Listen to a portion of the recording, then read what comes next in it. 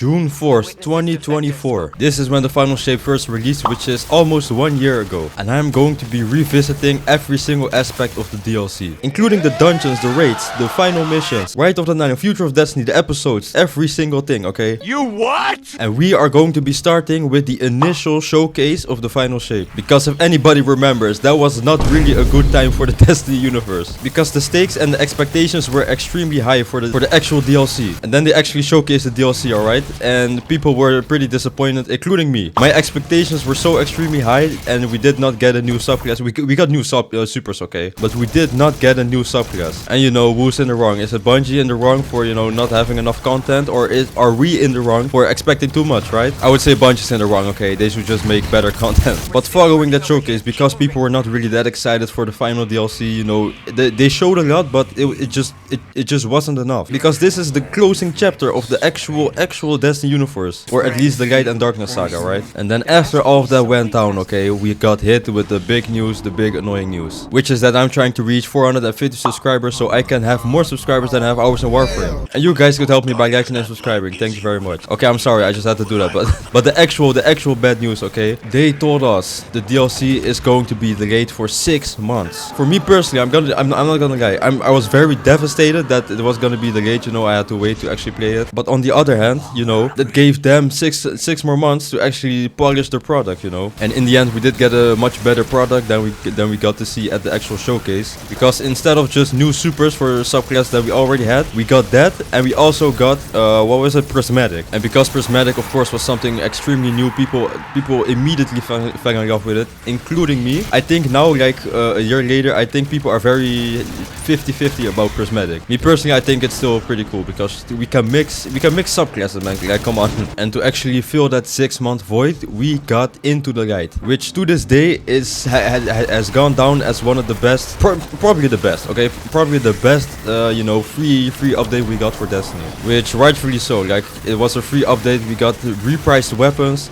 We got a new horde-based game mode, like a wave-based game mode, and everybody just loved it, including me. You also had Pantheon, which is also an addition to Into the Light. You had a bunch of stuff which was just literally everybody loved it. Me personally, I think if that 6-month delay did not happen, it would be very extremely catastrophic for, you know, for Bungie. Because if we did not, that means we did not get Prismatic and we did not get the Dread, you know, the new enemy race. But let's not forget about one crucial aspect. We did not get new PvP maps for how long? 906. Okay, I just died. We did not get a new PvP map for 966 days to be exact. Around 3 years, which is like that's crazy to think about. But then, of course, in Into the Light, like I think when Into the Light released, we got 3 new PvP maps, which was very cool. Which they originally they were gonna roll it out in like a time period of a year or something. I don't really remember what it was. And then they just decided, you know what, we're gonna release all 3 maps at once. Which again, a good decision, but like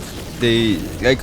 Why do they even consider the fact that they already have 3 PvP maps ready and they're gonna be like, you know what, we're gonna release it over the course of a year? In my opinion, that was very stupid, but in the end they did release it, you know, all at once. But now it is time to get to the actual release of the final shape. Okay, I was ready to talk about the final shape and I just get booped off the map, man. The DLC released and this was immediately considered one of the best, in my opinion the best, but I was very young when I played the Taken King. And when I say very young, I mean, I think I was around like 10 years old or something. Like maybe even younger, I don't know. So you could imagine that I just genuinely do not remember the DLC the DLC that much. But yes, it was considered one of the best campaigns. Actually, it was considered the best campaign and one of the best DLCs ever, which rightfully so in my opinion. I absolutely love the final shape. And also, if you go ahead and look on Steam, this is the only DLC that is rated at very positive, or at least it was rated at very positive. If you go look right now, it's mostly positive, I think. I just keep dying. Wow. But it is literally, and I'm not lying, it is 1% shy of being very positive. But this is like the only DLC that is rated that highly on Steam, at least. And I am genuinely curious, what are your guys' ranking on the DLCs? I'm not gonna give my personal ranking because as I said before, I was pretty young when I played the Taken King, and Forsaken is pretty old as well right now. And I'm just, you know what, I'm just not gonna rank them. I would say that the campaign is definitely on top. top, okay? One of the best campaigns. And one thing that I personally like a lot, like that I liked a lot about the campaign, or you know what, the DLC in general. And a lot of people have the same opinion as me, of course. Oh, yo, I'm so done with this. I'm so done with this. But the fact that we get, you know, the Witness as the actual campaign final boss, you know, and then we also get him as the raid final boss, which the raid. Okay, wait. Yeah, I'm whoops. I'm gonna cut in the raid of the final shape. Salvation's Edge. Salvation's Edge was the best raid race. Okay, I'm so done. The best raid race since literally ever, okay? I think it took like 36 hours in total, which I don't think a raid race was ever above 24 hours. Or maybe, you know what, I don't know. But the raid race was super long. The raid was super good. I never played the raid, I'm gonna be honest. But I just know that it was a good raid. I know, since we're talking about endgame content, let me go ahead and, you know, mention the dungeons. The dungeons of this year, honestly, I don't know. I never bought the dungeon key because I don't want to. I know that people were, you know, very happy with the dungeons of this year. You had Sundred Doctrine. I think, was that the first or the second one? Wait. First you had Vesper's Host, and then you had Sundred Doctrine. Sorry, it's a very hard name. But people really love both of those dungeons. From an outsider perspective, the concept of those dungeons were very cool, or at least the Vesper's Host. You had like time resetting stuff, and also a lot of good weapons. For example, what was it called? The Chill Inhibitor, I think. The rocket launcher. You also had was it Void? I think yes, it was a Void area denial frame, a new grenade launcher as well. But overall, I guess it was a good it were good dungeons. But overall, I'm pretty sure they were pretty well received. People liked it, so I guess that's also a positive from the final shape. Yeah, okay, that is all I got for the dungeons because I just did not play them all. But compared to Witch Queen dungeons, you had Spy of the Watcher and Ghost of the Deep. Wait, no, you had why am I... Wait. I mean Lightfall. Sorry, I mean Lightfall. You had the Lightfall dungeons, which were... what was it called again? It was something with a W. Warlord's Rune. You had Warlord's Rune, and you also had another one, which was... Oh, and you also had Ghost of the Deep. People really like both of those. But I'm like 99% sure we barely get bad dungeons and bad raids, right? Like, let's be honest. But next up is the episodes, guys. Episodes. Instead of 4 seasons, we get 3 episodes a year.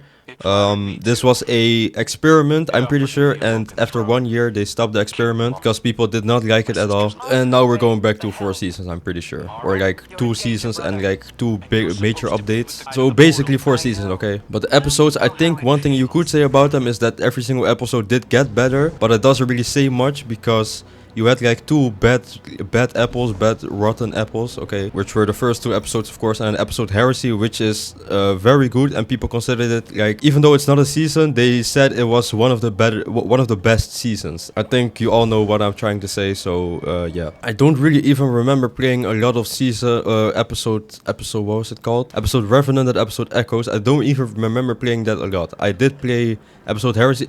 I didn't really play it a lot, but I did play it more than both of those 2 combined. Episode Heresy brought a lot of good content. For example, you had...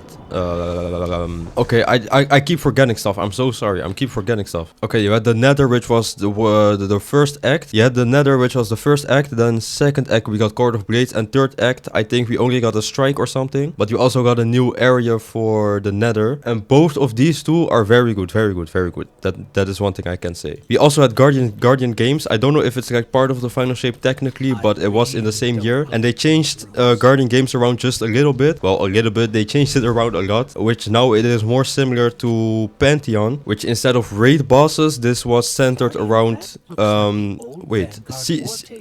lot of bosses actually. Campaign bosses, seasonal bosses, I'm pretty sure, and I think that is it. They really, you know, they got old content and actually did something with the old content in a you know, new way, in a you know, they used it really good. Let me just say it like that. I don't know how to say. I don't know the words. I'm sorry. But I forgot one thing. I have to come back to that. Okay. You had the final, like, the Witness was the final boss of the campaign. He was the final boss of the raid. And then on top of that, we had a 12-man mission for the first time. Like, actually, officially, that is the word. We had an officially 12-man mission where the Witness was also the final boss. Bro, that was the best. I'm like, I keep saying this. I am 100% sure this was the best decision they could ever make. Because first of all, campaign boss, the witness, we kind of injure him. Cool. You go into the raid. You injure him again, I think. Even cooler. Then in the excision, we kill him with 11 other guardians, which was unlocked after the world's first raid got completed. Man, it was. Bro, I was there live, okay guys, I was there live when the raid got completed and Accession went live. That was such a good feeling. And the thing is, I don't have any people who play Destiny as well, so I played it on my own, and even on my own I could say that this was so cool. This was extremely cool. You know how satisfying it would probably feel if I completed the raid and we could finally take down the witness? Like, oh, it was very good. It was very good. Like, let's just imagine if Endgame and Infinity War had one more movie.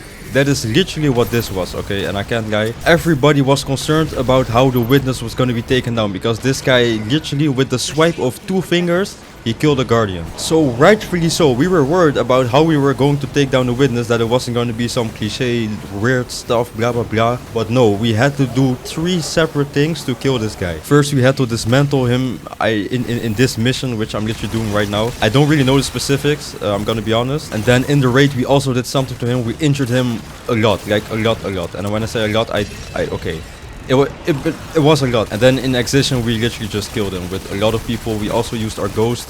Oh, and that moment was pretty emotional, I can't lie. I barely get emotional about games and stuff, but that really got me emotional, even though it wasn't really that emotional, because we used our ghost to kill the witness. Me personally, I thought the ghost was actually gone, you know, and that we were going into the next saga immediately, and then we just had to use like no light or something. I don't know. But then Kate sacrificed himself again, and then the ghost was still alive, I guess.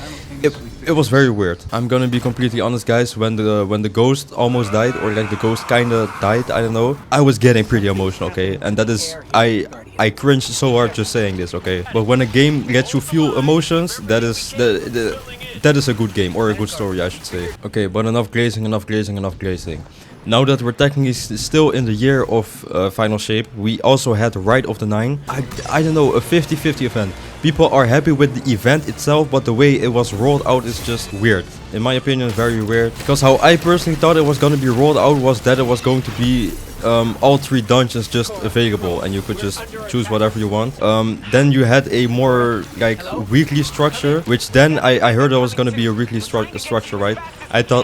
I was like, oh, okay, that makes sense. But then it wasn't a weekly structure, it was a 3-week structure. So we were going to have Spire of the Watcher for 3 weeks. 3 weeks in a row. That is not normal, first of all. But just think about it. Almost a month of the same dungeon. I genuinely want to ask Bungie, what do you think we want to do? Do you seriously think we want to play the same dungeon every single day, or like I don't know how long you want me to play, but okay. But you want me to play the same dungeon for 3 weeks straight, and then you go ahead and rotate it, like why? It genuinely does not make sense to me. Because the event itself, it's a very good event. You have like the Explorer mode, which if you don't know how to do the dungeons, it is very easy to do the dungeons with Explorer mode. And what a lot of people speculated was that Bungie basically put themselves in a bad situation just so they could build themselves out and then seem like a good guy, you know. For me personally, that is kind of a stretch, because they already have, you know, a pretty bad reputation right now in the Destiny community, and for them to do this much effort just for them to